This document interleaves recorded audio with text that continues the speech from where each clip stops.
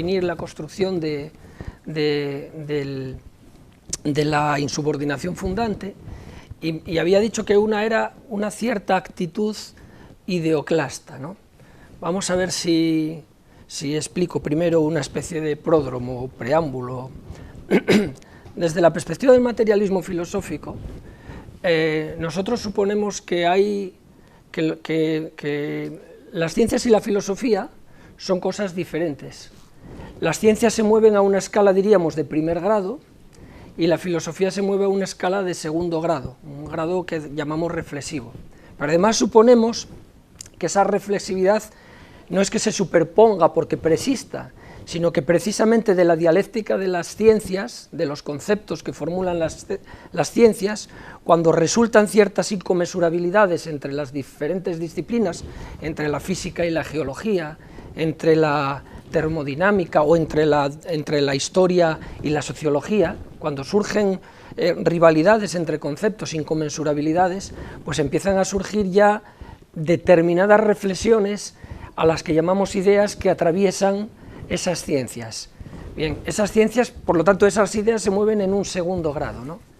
La actitud que podemos tomar desde una perspectiva ya filosófica, incluso, es la perspectiva de admitir que eso es así, o la perspectiva de suponer que las reflexiones filosóficas pues no tendrían sentido, o son las que equivocan una argumentación, y entonces a esa postura la llamaríamos ideoclasta, en el sentido muy parecido a iconoclasta, ¿no? En el sentido de que ideoclasta presupone que habría que romper con las ideas porque no sirven aquí para nada, ¿no? ¿Dónde encuentro yo entonces esta actitud ideoclasta en el libro del profesor Gullo? Pues la encuentro justamente cuando está hablando de Negri. Cuando está hablando de Antonio Negri, dice lo siguiente, dice, a ver si pongo bien las gafas, dice, bueno, primero habla de la pervivencia del Estado, la importancia del Estado, antes he hecho alusión a ello. A continuación nos da una cita de Negri en la que Negri nos habla de la idea de imperio. Por cierto, el imperio de Negri en absoluto no tiene nada que ver con el concepto, por ejemplo, de sistema internacional que habla el profesor Gullo, ni con el concepto de imperio, ni generador, ni depredador. Parece que está más en la línea de Foucault. Es un imperio impersonal que no es sujeto de nada y que funciona como una resultancia entre organismos internacionales, etcétera, ¿no? Bueno, entonces el profesor Gullo va a hacer una crítica con la que en principio estoy de acuerdo con esa crítica, pero el profesor Gullo dice en la página 206 de la edición que yo he manejado, dice, la afirmación de Negri, de que la democracia a escala global se está convirtiendo en una reivindicación cada vez más extendida, resulta difícil de sostener cuando salimos de la filosofía. Es el mismo Negri quien afirma que su obra es una obra filosófica. Téngase presente, escribe Negri, que este es un libro filosófico y aterrizamos en el análisis sociológico concreto. Es decir, que si salimos de la filosofía, pues obtendremos una definición mejor que la de Negri, porque Negri se está moviendo a una escala filosófica. Esta actitud, en cierta manera, es una actitud ideoclasta, en cierta manera, porque la equivocación de Negri, y aquí es la tesis fundamental a mi juicio, no consiste en equivocación por ser filosófica, sino por ser una determinada filosofía, no por ser filosófica. No tiene que haber una concepción sociológica, si fuera posible, o una concepción politológica, si fuera posible, porque estas concepciones de alguna manera ya presuponen las ideas filosóficas. Y entonces Negri no se equivoca en su concepción de las multitudes, que estamos hablando de eso, no se equivoca cuando habla de las multitudes y dice, bueno, el futuro está en las multitudes y no en el pueblo. Por lo tanto, no habrá pueblo chino ni pueblo español, porque lo que importan son las multitudes. ¿Y por qué? Negri se equivoca porque el formato lógico de las multitudes, en el fondo, en Negri, es las clases sociales de Marx, es la clase como clase universal.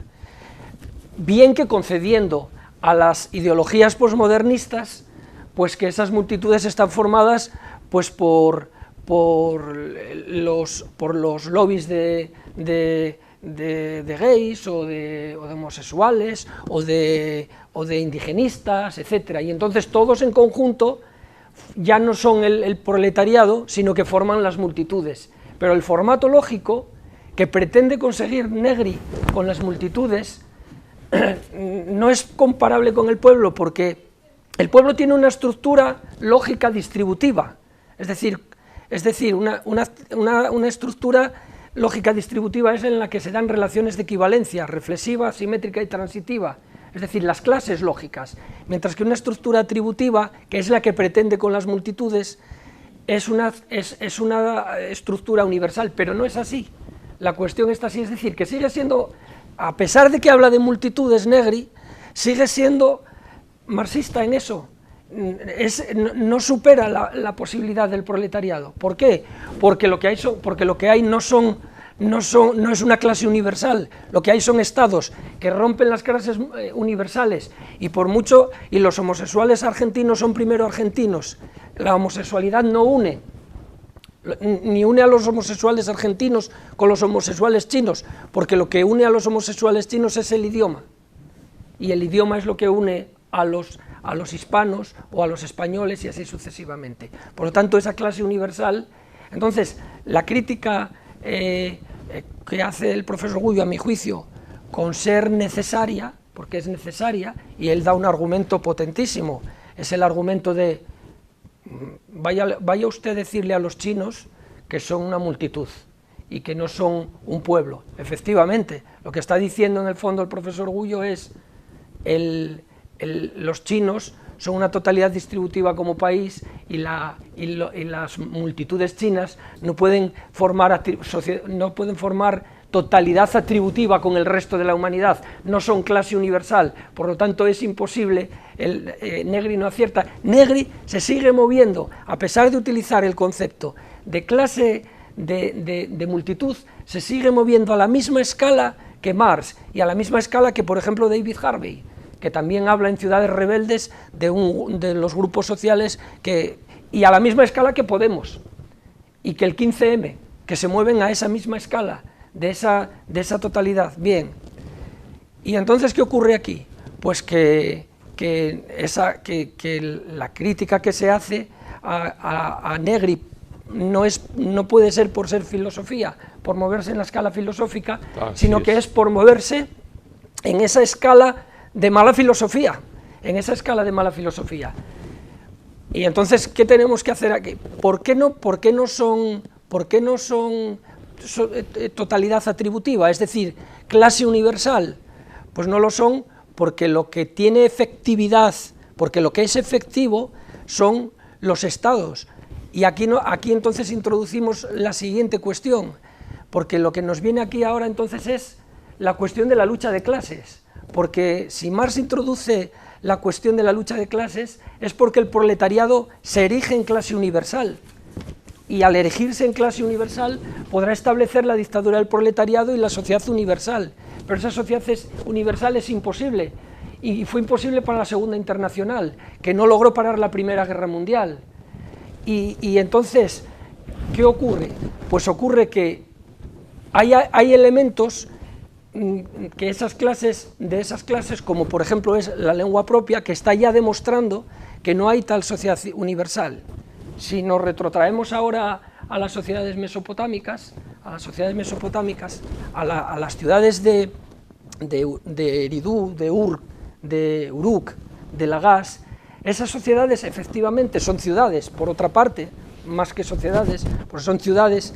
Es una segunda tipología de ciudades, son ciudades-estado. Gustavo Bueno les llama ciudades enclasadas, porque son todas de la misma clase, y en ellas surge el Estado. Efectivamente, entonces, no parece muy adecuado decir que son entidades políticas con territorio o sin territorio. ¿Por qué? Porque porque el territorio es una parte de los componentes basales de las sociedades, y existen otros componentes basales quiero decir básicos, para, por ejemplo, el ganado para la alimentación, y las sociedades nómadas, los amoritas, que estaban alrededor, por ejemplo, del imperio de Sargón II, que establece la capital en Ágade hacia el 2500 aproximadamente antes de Cristo.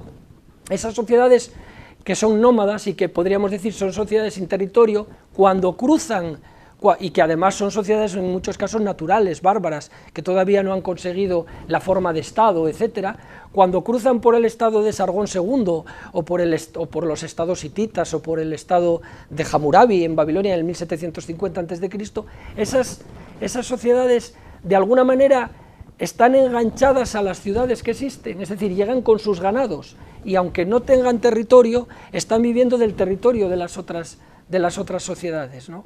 De tal manera que, y esas sociedades quedan incorporadas a la lengua sumeria cuneiforme, que después adaptan los acadios, que ya son semitas, y después más adelante adaptan los asirios, incluso utilizan también pues, los persas y los hurritas y los hititas, etc.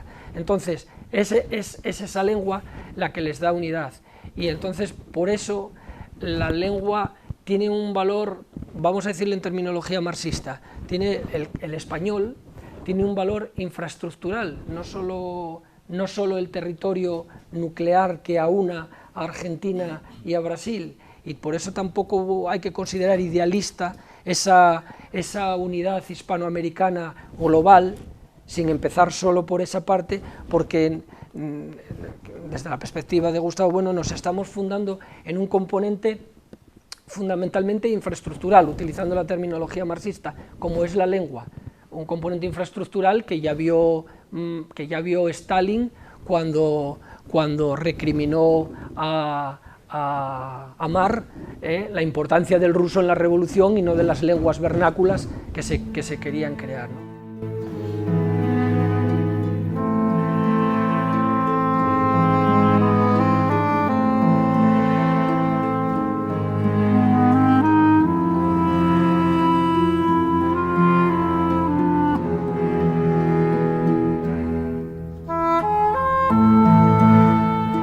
Lo que dice de Negri, que el imperio es una resultancia, en parte es cierto y en parte no.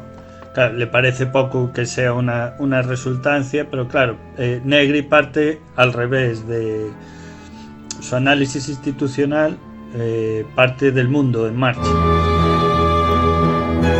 y va regresando a las ideas que lo constituyen, a las instituciones que están por detrás, porque en el marxismo no había esa clase social. Parecía para Marx que había los obreros en su extracción se acabarían uniendo, y lo que ha unido el mundo, que es la fase contraria de lo que quiere decir Negri, es que el mundo científico-técnicamente se ha desbordado por el mercado global, por las nuevas tecnologías, y eso obliga a replantear toda la situación global y filosófica.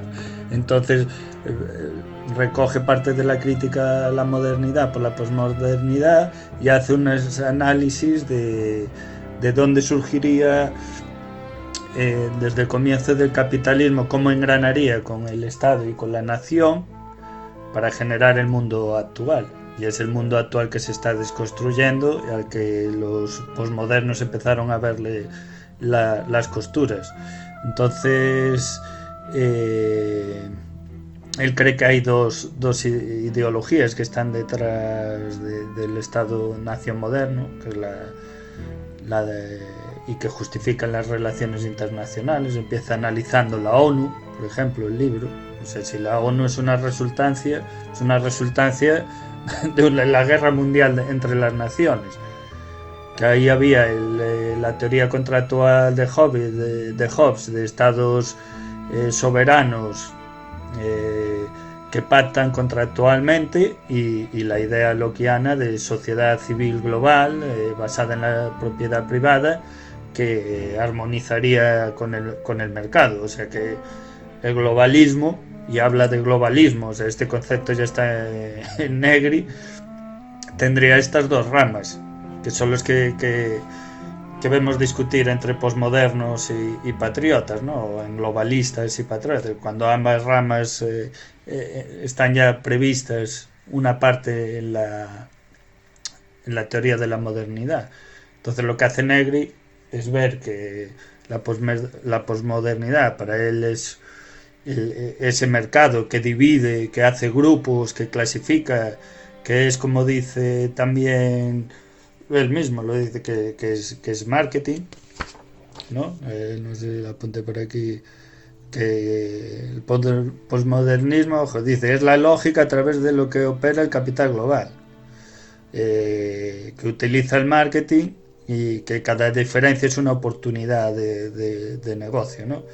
Pero aún así ve que parte de la crítica posmoderna acierta porque está viendo que el mundo se ha desbordado en la concepción moderna, que hay que ver qué pasó desde ese estado renacentista, los estados, como decía Bueno en las querellas, ¿no? O en otras partes de esos estados imperiales del Renacimiento y del Barroco, que acaban fragmentándose en estados-nación la mayoría, y siguiendo las ideas modernas, que qué está pasando ahora con ellos. Y de resultancia, una gran parte es una resultancia, porque, y bueno, lo reconoce en el artículo de Fukuyama y en otros, ¿no? Que hemos llegado a un estado global de comunicación instantánea y eso implica, ya no solo por la comunicación, sino de relaciones que implican estar determinados unos a otros mucho más que antes, que había terrenos vírgenes por explorar o países que colonizar, donde los otros eran ese componente externo que más dice que, bueno, que es el excedente de capital, tiene que buscar y abrir nuevos mercados. ¿Qué pasa? Que ahora en el mundo ya no quedan nuevos mercados que abrir. Entonces todo el proceso se internaliza. Ya hay una mundialización con varias globalizaciones o lo que se quiera, pero ya no hay ese otro al Estado-nación, que es la nación enemiga y el territorio externo a colonizar. Entonces esos procesos de exteriorización, que dice que pues es la idea de sujeto nacional, que ahí es curioso, porque su idea de multitud no es lo que dice Suárez Ardura.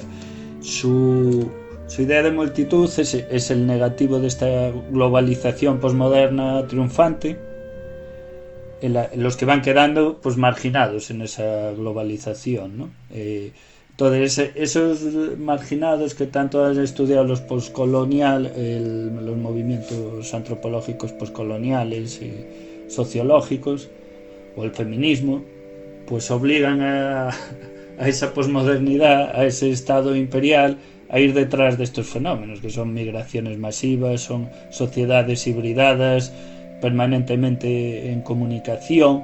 Ese otro externo penetra en los estados, porque lo que hoy en día cada estado pues tiene su parte de tercer mundo dentro, y tú vas a cualquier parte del mundo y tiene sus primeros mundos dentro. O sea, vas a Arabia Saudí o a estas repúblicas islámicas que de edad media pues nada, o sea, es un sistema teocrático totalitario, pero tiene todos los servicios de pues como en Manhattan o en Boston, lo que necesitan de la modernidad la tienen ahí dentro, pero se estructuran con unas poblaciones pues no tercermundistas en el sentido materialmente, sino ideológicamente tercermundizadas para controlar ese fenómeno, ¿no? de imbricación de unas naciones, poblaciones y estructuras. Es decir, que lo que ve positivo de la posmodernidad es que se pone el foco, y eso también entra ahí la Iglesia, pues en la disolución pues de la idea de soberanía, de las ideas de frontera, de la transmisión, el tráfico, las migraciones, todo esto que está llevando que ha llevado el capitalismo de las naciones y que los ha desbordado, y eso es su resultancia, que no es poca, pues todo en estos organismos internacionales que enseguida pues controlan el tráfico de dinero, jurídicamente está sometido, que esa es otra de las cosas que dicen, ¿no? Todos son resoluciones de la ONU, del Tribunal Europeo, del de la Haya. Claro que luego dirás, hay países que no lo cumplen, que se la salta, pero ya eso tiene unas consecuencias. Ya hay una legislación que no es como antes, que mi Tribunal Supremo es soberano, ¿no? Lo que se está discutiendo en Polonia, que eso es que pues ahí está la discusión, claro, eso es lo interesante. Por ejemplo, dice que no tiene una idea de imperio, ¿no? Que es solo esa resultancia y no es tan así.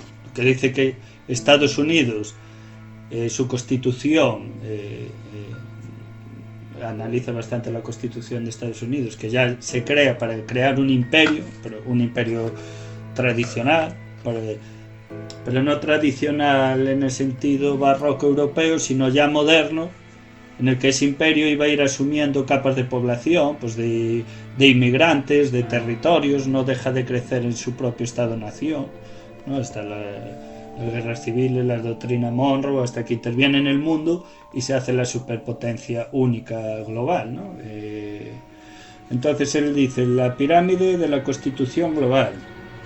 El poder global en sus diversos cuerpos y organizaciones, por él podemos reconocer una estructura piramidal compuesta por 3 tercios progresivamente más amplios, cada uno de los cuales contiene a su vez varios niveles. O sea, el triángulo con 3 y eso a su vez subnivelado. En el angosto pináculo de la pirámide hay una superpotencia, los Estados Unidos, que tiene la hegemonía del uso global de la fuerza. Esta posición singular se afirmó definitivamente al finalizar la Guerra Fría y fue ratificada en la Primera Guerra del Golfo. Dentro de ese primer tercio, mientras la pirámide se ensancha levemente, se encuentra un grupo de estados-nación que controla los principales instrumentos monetarios globales. Estos estados-nación están unidos entre sí en una serie de organismos, el G7, el Club de París y el de Londres, Davos, etc. Finalmente, en un tercer nivel de este primer tercio, un conjunto heterogéneo de asociaciones, que incluyen más o menos las mismas potencias que ejercen la hegemonía en el plano militar y en el plano monetario, despliega el poder cultural y biopolítico en la esfera global. El mercado mundial homogeneiza los territorios, a la vez los diferencia, trazándose una nueva geografía del globo. Todavía en el segundo tercio, en un nivel que a menudo está subordinado al poder de las empresas transnacionales, reside el conjunto general de los estados-nación soberanos, que ahora consisten esencialmente en organizaciones locales territorializadas. Los estados-nación cumplen varias funciones: la mediación política respecto de las potencias hegemónicas globales, la negociación con las grandes empresas transnacionales y la redistribución del ingreso de acuerdo con las necesidades biopolíticas que existen dentro de sus propios territorios limitados. Los Estados-naciones son filtros del flujo de circulación global y reguladores de la articulación del mando global. En otras palabras, captan y distribuyen los flujos de riqueza desde el poder global y hacia él, y disciplinan a sus propias poblaciones en la medida que aún puedan hacerlo. Luego, como fuerzas pues ya de otro nivel, pues habla de las iglesias, de las ONG, organizaciones no gubernamentales, y dice, por ejemplo, estas ONGs extienden sus ramificaciones por toda la extensión del biopoder. Son los capilares de las redes contemporáneas de poder, o para retomar nuestra metáfora general, son la base ancha del triángulo del poder global. Aquí, en este nivel más amplio y más universal, la actividad de estas ONGs coincide con las labores del imperio más allá de la política en el terreno del poder, satisfaciendo las necesidades de la vida misma. Pues ya ves que eso, pues bueno, esto solo es luego va explicando todo esto, lo va lo va ampliando bastante, ¿no? Pues digo que lo de Ardura, lo de Iconoclasta respecto a Gullo y la filosofía, pues aquí se ve que en Negri hay un montón, muchas clasificaciones y estructura todo esto. Esto que os leo es el resumen de hablar de Marx, de hablar del liberalismo, de hablar de los conceptos de primero, segundo, tercer mundo, de hablarlo de centro-periferia, de hacer la crítica a la posmodernidad. Bueno, y ya con esto me estoy...